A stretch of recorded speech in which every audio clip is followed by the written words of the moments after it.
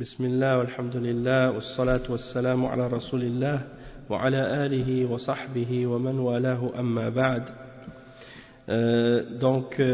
On va continuer. Donc aujourd'hui c'est le cours 24 dans l'explication du livre Al-Ubudiyya de Cheikh al-Islam Ibn Taymiyyah avec les commentaires de Cheikh Salih al-Fawzan au sujet de ce livre. Et au dernier cours on expliquait le fait que parfois Allah subhanahu wa ta'ala il mentionne certaines choses et comme les ulama l'expliquent, deux termes qui sont un qui est général et un qui est plus spécifique, et parfois il y a une sagesse dans ça, c'est-à-dire pas parfois mais c'est-à-dire il y a toujours une sagesse dans ça. Et comme exemple on va lire qu'est-ce qu'on était en train d'expliquer au dernier cours, puis on va continuer. Il dit, donc pour vous donner juste pour vous rappeler un petit peu de qu'est-ce qu'on était en train d'expliquer à ce sujet-là, le cheikh il donnait comme exemple Iyyaka na'budu wa iyyaka nasta'in, et il a dit al-isti'ana ça fait partie de l'ibada, mais sauf que al-isti'ana c'est quelque chose de plus spécifique, tandis que l'ibada c'est quelque chose qui est plus général. Et pour quelle raison on mentionne ces deux choses une après l'autre? C'est parce que le cheikh il expliquait que lorsqu'on mentionne une après l'autre, c'est pour donner plus d'importance à celle qui est mentionnée après, qui est spécifique. Donc c'est-à-dire que Allah subhanahu wa ta'ala dit c'est toi seul que nous adorons, et c'est à toi seul que nous demandons de l'aide.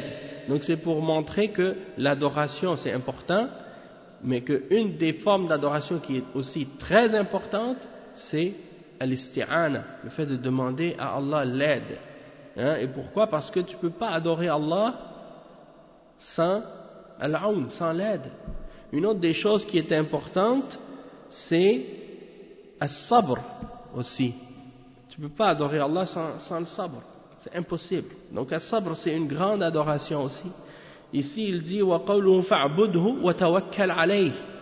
Adore-le et mets en lui ta confiance. Donc pourquoi il mentionne l'adoration? Il leur donne de leur donner et de l'adorer, puis après il dit et mets ta confiance en lui, alors que d'avoir la confiance en Allah et de mettre en Allah notre confiance, ça fait partie de l'adoration. Donc pourquoi le spécifier? C'est pour mettre plus d'importance et d'emphase sur cette adoration-là en particulier. Et la même chose sur le verset qui dit wa'budullah wattaquhu wa ati'un. Wa'budullah wattaquhu wa ati'un. Adorez Allah et faites preuve de piété envers lui et obéissez-lui. Donc tout ça c'est des différentes formes d'adoration. Premièrement, adorer Allah, puis ensuite, ayez at-taqwa et obéissez. Tout ça, c'est des adorations, mais c'est pour montrer l'importance de at-taqwa et at-ta'a. Et aussi, parfois, lorsque ces différentes adorations-là sont mentionnées une avec l'autre, c'est parfois aussi que certaines, quand on les mentionne ensemble, ça donne à chacune d'entre elles une signification spécifique et différente de l'autre. Et ça, on va donner des exemples. Donc, je pense que là, vous comprenez un peu le contexte de qu'est-ce qu'on était en train d'expliquer au dernier cours. Et le cheikh, donc on va continuer à partir de là. Le cheikh dit وهذا الباب يكون طارة مع كون أحدهما بعض الآخر فيعطف عليه تخصيصا له بالذكر لكونه مطلوبا بالمعنى العام والمعنى الخاص، وتارة تكون دلالة الاسم تتنوع بحال الانفراد والاقتران. C'est ça que je disais, c'est que parfois un terme il a un sens différent quand il est mentionné tout seul et un autre sens lorsqu'il est mentionné associé avec un autre terme. Et l'exemple de ça, c'est le terme fuqara et le terme masakin.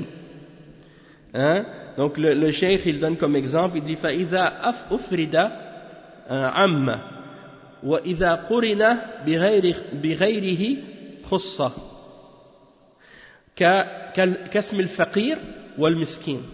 لما أفرد أحدهما في مثل قوله للفقراء الذين أحصروا في سبيل الله وقوله إطعام 10 مساكين دخل فيه الآخر.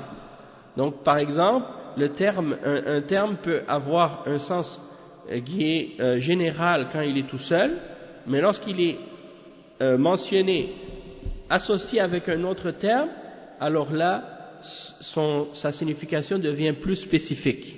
Et pour vous aider à comprendre mieux cet exemple-là, les deux mots, le mot faqir et le mot miskin, quand ils sont mentionnés séparément, eh bien, un a la signification de l'autre, et il est général. Donc, quand on dit dans un verset pour les fuqara, et qu'on ne mentionne pas les masakin dedans, donc ça implique les deux, les fuqara et les masakin en même temps, c'est général. Ou bien si on mentionne les masakin tout seul, comme dans le verset 89 dans Surat Al-Ma'idah, Allah dit wa it'amu 10 masakin, de nourrir 10 parmi les masakin. Donc masakin ici il est mentionné tout seul sans les fuqara, donc il a le sens des deux, il a le sens des fuqara et des masakin ensemble, il est général.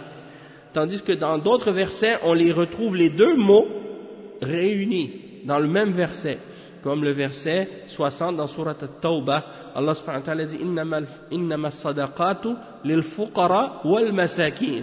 Alors là dans ce cas-là il dit sara naw'ain, ولما قرن بينهما في قوله إنما الصدقات للفقراء والمساكين صار نوعين, ça devient deux catégories différentes. Les fuqara c'est une catégorie et les masakin sont une catégorie, et chacun a une signification différente de l'autre. Et le Cheikh Al-Fawzan il explique ça. Il dit ومن نظائر ذلك في الكتاب مثل الفقير والمسكين يجمعهما الحاجة وأنهما من أهل الزكاة فإذا أفرد أحدهما دخل فيه الآخر فإذا ذكر المسكين دخل فيه الفقير وإذا ذكر الفقير دخل فيه المسكين أما إذا ذكر جميعا صار الفقير له معنى والمسكين له معنى. وقال تعالى إنما الصدقات للفقراء والمساكين فالفقراء هنا هم الذين لا يجدون شيئا أو يجدون بعض الكفاية والمسكين أحسن حالا من الفقراء فهم الذين يجدون نصف الكفاية أو أغلبها ولهذا يقول إذا اجتمع افترقا يعني في المعنى وإذا افترقا اجتمعا وكذلك الإسلام والإيمان فإذا أطلق الإسلام دخل فيه الإيمان لأنه لا يكون إسلام صحيح بدون إيمان وإذا ذكر الإيمان دخل فيه الإسلام لأنه لا يكون إيمان بدون إسلام وقد ذكر جميعا كما في حديث جبريل فإن الإسلام يكون فيه الأعمال الظاهرة أما الإيمان فيكون في الأعمال الباطنة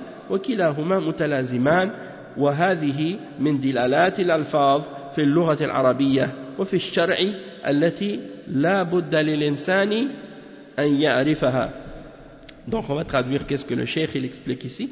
Il clarifie un peu l'exemple de Cheikh al-Islam à propos des deux termes, faqir et miskin, et à propos du mot iman et islam.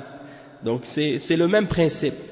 Le cheikh il dit que parmi les exemples semblables, c'est que dans le livre d'Allah, Allah subhanahu wa ta'ala parfois il va mentionner, comme je disais, le terme faqir et le terme miskin, et qu'est-ce qu'ils ont les deux en commun, ces deux-là, le miskin et le faqir?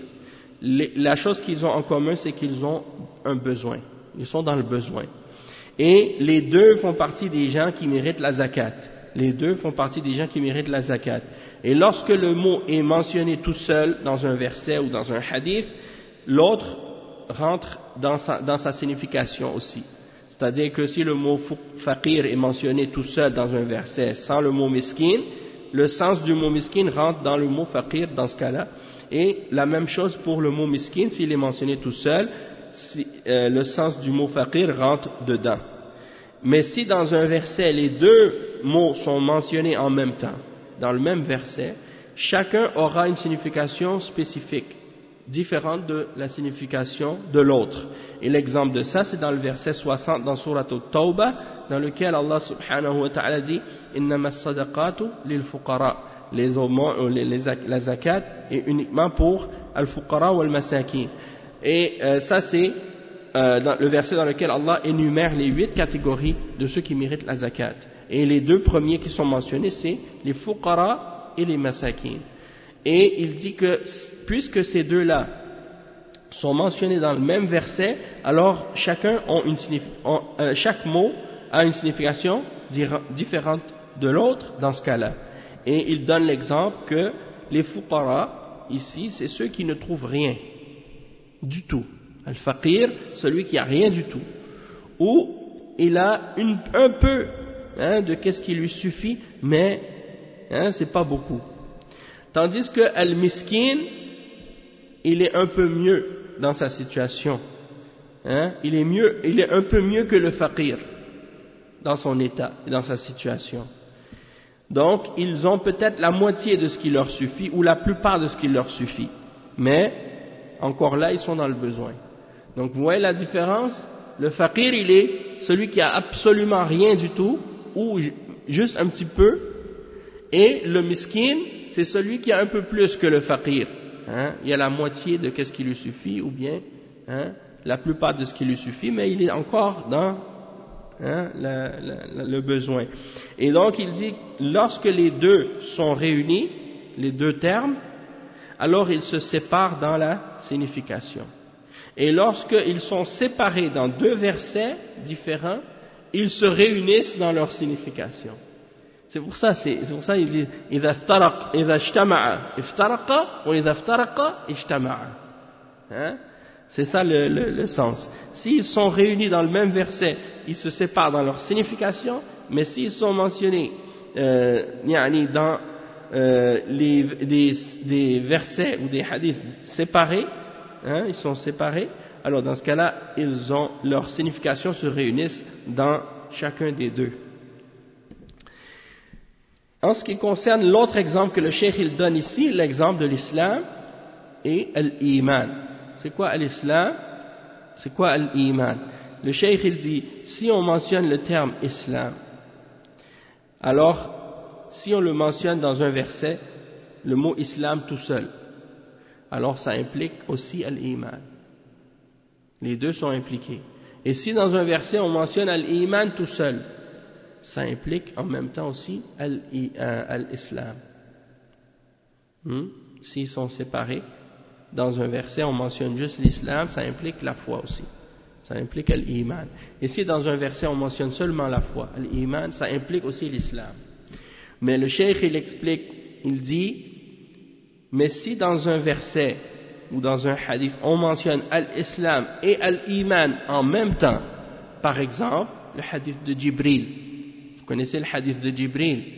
C'est un hadith important qui a dedans Jibril il vient voir les sahaba, il vient voir le prophète sallallahu alayhi wa sallam et il demande au prophète sallallahu alayhi wa sallam dis-moi qu'est-ce que c'est l'islam, et le prophète sallallahu alayhi wa sallam lui mentionne les 5 piliers de l'islam. Après il lui dit dis-moi c'est quoi l'iman, il lui mentionne les 6 piliers de la foi. Donc, il a séparé entre l'islam ou l'iman, et il a fait de l'islam les actes, les actions, et les pratiques. Et il a fait de l'iman les croyances du cœur, les croyances du cœur. Donc, ça c'est lorsque les deux choses sont mentionnées dans le même texte. Un a une signification et l'autre a une signification différente. Un c'est les actes, l'autre c'est la foi. Mais quand les deux sont séparés, dans des textes séparés, on mentionne seulement l'iman dans un verset ou dans un hadith, ou on mentionne seulement l'islam ou l'iman dans un hadith séparé, alors dans ce cas-là, l'islam il a le sens de l'iman aussi. Il comprend les actions et la foi. Et l'iman, quand il est mentionné tout seul, il comprend aussi la foi, mais les actions, parce que tu peux pas avoir la foi sans faire la pratique, sans les actions. Et tu peux pas avoir la pratique sans les actions. Parce que si tu pratiques l'islam mais que tu n'as pas la foi, tu es un munafiq. Et si tu dis que tu as la foi mais que tu pratiques pas, hein, là, c'est comme si, ça aussi c'est un exemple de nifaq aussi, c'est quelque chose qui est contraire à la foi. Hein. Tu peux pas dire j'ai la foi puis tu pratiques rien de la religion. Et tu peux pas non plus dire, hein, pratiquer mais dans ton cœur tu crois pas. Ça c'est les munafiqin, l'exemple des munafiqin. Donc le cheikh il explique ça de cette façon-là, puis il dit qu'il faut connaître ça, hein, parce que c'est quelque chose qui fait partie des indications qui se retrouvent dans les mots dans la langue arabe et dans la législation. Et donc le fait de connaître ça et de savoir ça, ça peut protéger ou ça peut aider quelqu'un à ne pas tomber dans certaines ambiguïtés par rapport à la religion. Ensuite le cheikh il dit وَقَدْ قِيلَ إِنَّ الْخَاص مَعْطُوفٌ. Donc ça c'est la parole de Cheikh l'Islam Ibn Taymiyyah. Il dit وَقَدْ قِيلَ إِنَّ الْخَاص الْمَعْطُوف على العام لا يدخل في العام حال الاقتران فلا يكون من هذا الباب والتحقيق أن هذا ليس لازما. قال تعالى من كان عدوا لله وملائكته ورسله وجبريل وميكال. وقال تعالى وإذ أخذنا من النبيين ميثاقهم ومنك ومن نوح وإبراهيم وموسى وعيسى وابن مريم وأخذنا منهم ميثاقا غليظا. وذكر الخاص مع العام وذكر الخاص مع العام يكون لأسباب متنوعة تارة لكونه له خاصية ليست لسائر أفراد العام كما في نوح وإبراهيم وموسى وعيسى وتارة لكون العام فيه إطلاق وقد لا يفهم منه العموم كما في قوله هدى للمتقين الذين يؤمنون بالغيب ويقيمون الصلاة ومما رزقناهم ينفقون والذين يؤمنون بما أنزل إليك وما أنزل من قبلك. فقوله يؤمنون بالغيب يتناول الغيب الذي يجب الإيمان به لكن فيه إجمال فليس فيه دلالة على أن من الغيب ما أنزل إليك وما أنزل من قبلك فليس فيه دلالة على أن من الغيب ما أنزل إليك وما أنزل من قبلك وقد يكون المقصود أنهم يؤمنون بالمخبر به وهو الغيب وبالإخبار بالغيب وهو ما أنزل إليك وما أنزل من قبلك. Donc ici le cheikh il explique le fait que par rapport au qu'est-ce qu'on a mentionné, qu'il y a des fois certains qui disent qu'il y a des exceptions dans le fait de dire que le sens particulier parfois il n'entre pas dans le sens général. On va lire l'explication de Cheikh Al-Fawzan directement pour avoir un exemple plus clair de ce que le cheikh il explique ici. Il dit إن قيل الخاص لا يدخل في العام في حالة اقترانهما لأن العطف يقتضي المغايرة فالجواب أن هذا موجود في قوله تعالى من كان عدوا لله وملائكته ورسله وجبريل وميكال فإن جبريل وميكال داخلان في الملائكة. Donc il dit que si quelqu'un dit que le sens particulier n'entre pas nécessairement dans le sens général lorsqu'ils sont réunis, et pourquoi? Parce que le fait de les associer tous par le fait de dire et entre chacun d'entre eux, la réponse à ce sujet, il dit que ça c'est présent, oui, dans certains versets, comme le verset dans Surat Al-Baqarah, le verset 98, lorsque Allah subhanahu wa ta'ala dit et quiconque est un ennemi d'Allah et de ses anges, et après il dit de ses messagers, et il dit de Jibril et de Mikal. Et Jibril et Mikael sont parmi les anges. Hein? Donc il y a les anges qui sont mentionnés, puis Allah par la suite il mentionne de façon plus spécifique 2 anges en particulier. D'accord? Et une des raisons, comme on a mentionné tout à l'heure, pourquoi après avoir mentionné qu'est-ce qui est général, il va mentionner qu'est-ce qui est spécifique, c'est pour montrer son importance parfois, comme on l'a expliqué. Et il dit donc que dans ce sens-là, oui, c'est vrai que parfois, si une chose spécifique est mentionnée après une chose générale, hein, dans le verset, que ou bien après ou avant, mais peu importe, qu'ils soient mentionnés les deux dans le même texte, que ça ne veut pas nécessairement dire qu'il y a une différence du fait qu'ils soient mentionnés dans le même texte ou de façon séparée. Et ça, c'est un exemple de ça. Ensuite, il dit وَكَذَلِكَ فِي قَوْلِهِ تَعَالَى وَإِذْ أَخَذْنَا مِنَ النَّبِيِّينَ مِيثَاقَهُمْ وَمِنْكَ وَمِنْ نُوحٍ وَإِبْرَاهِيمَ وَمُوسَى وَعِيسَى وَابْنِ مَرْيَمَ فلفظ النبيين يشمل نوحا وإبراهيم وموسى وعيسى ومحمد صلى الله عليه وسلم لكن ذكر الخمسة بعد ذكر النبيين لخاصية هؤلاء الخمسة عليهم الصلاة والسلام فهم أولو العزم من الرسل ذكروا في هذه الآية. Donc le cheikh il dit que un autre exemple de ça, c'est que on a mentionné dans le verset 7 dans Surat Al-Ahzab, Allah subhanahu wa ta'ala il dit et nous avons pris un engagement de la part des prophètes de toi, et après avoir dit qu'il a pris des prophètes, il dit et nous l'avons pris de toi, c'est-à-dire Muhammad sallallahu alayhi wa sallam, et ainsi que de Nuh et de Ibrahim et de Moussa et de Isa ibn Maryam. Et il dit le fait de mentionner le terme ou le mot prophète, ça comprend tous les prophètes qui sont mentionnés par la suite. Tous les prophètes rentrent dans le fait le terme prophète ou le mot prophète, tous ces prophètes-là sont inclus dedans. Mais pourquoi les mentionner de façon spécifique par la suite, un par un, ces 5-là? Qu'est-ce qu'ils ont?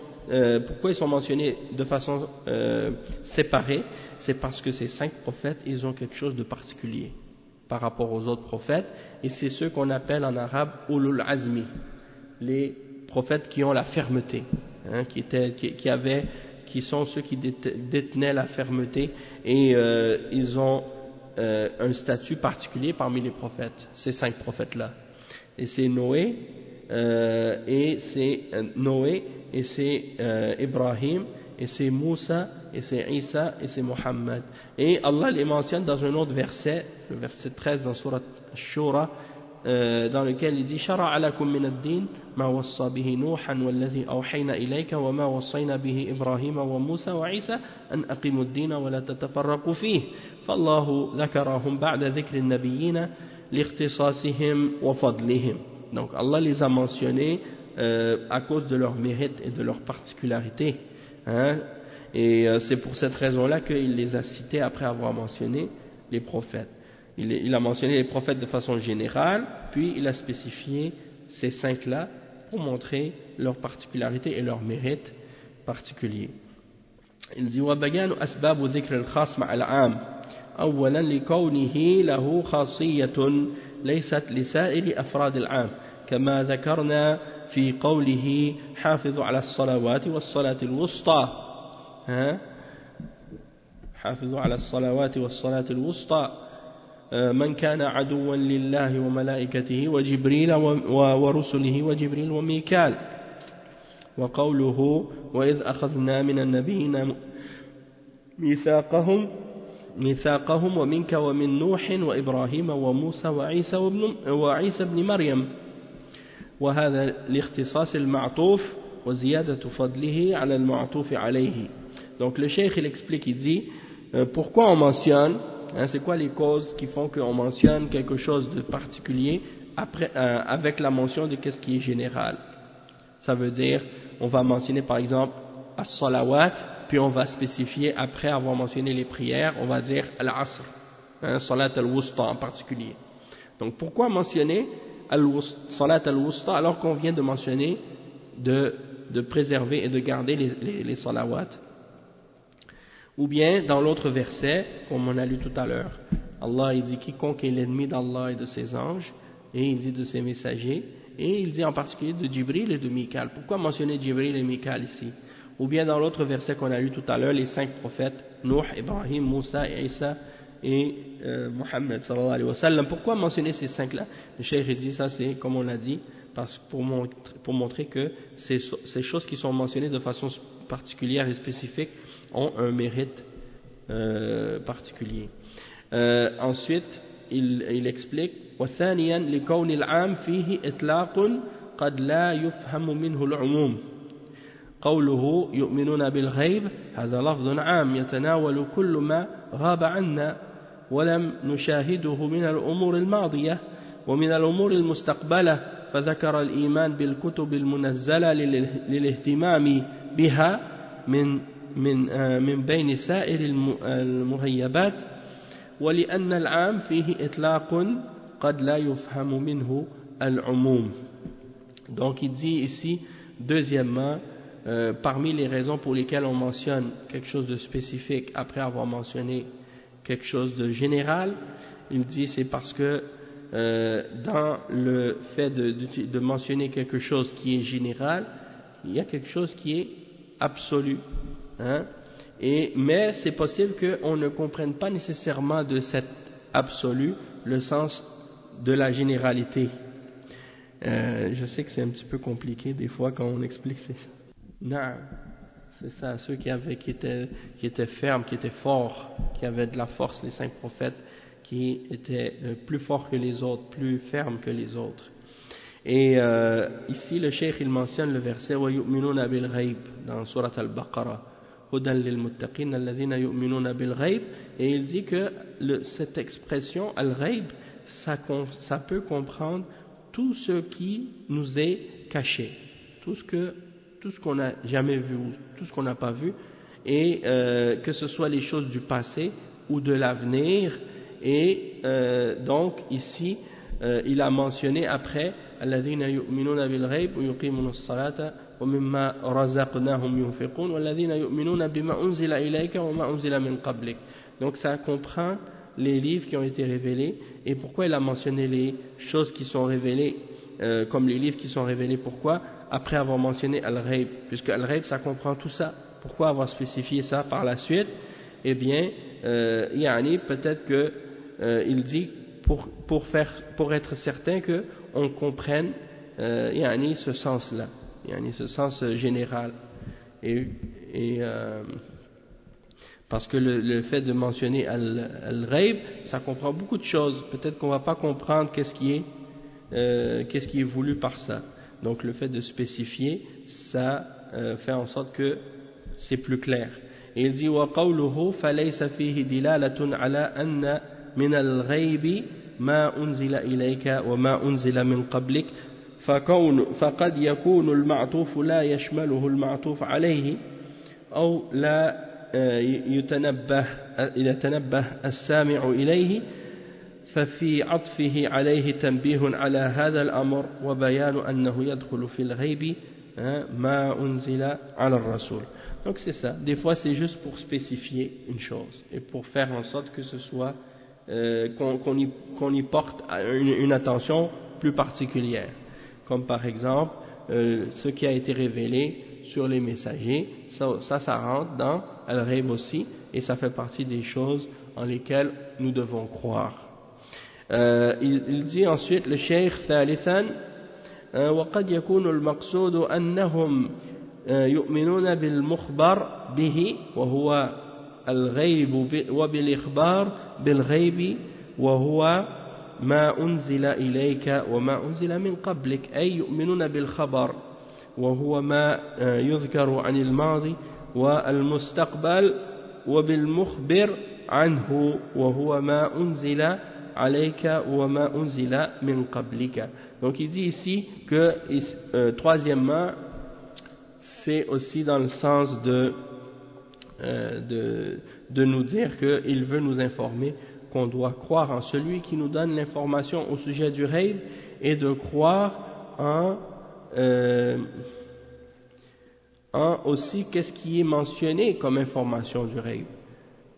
Et parmi ce que on a eu comme information au sujet du ghaib, il y a ce qui a été révélé sur toi et ce qui a été révélé avant toi.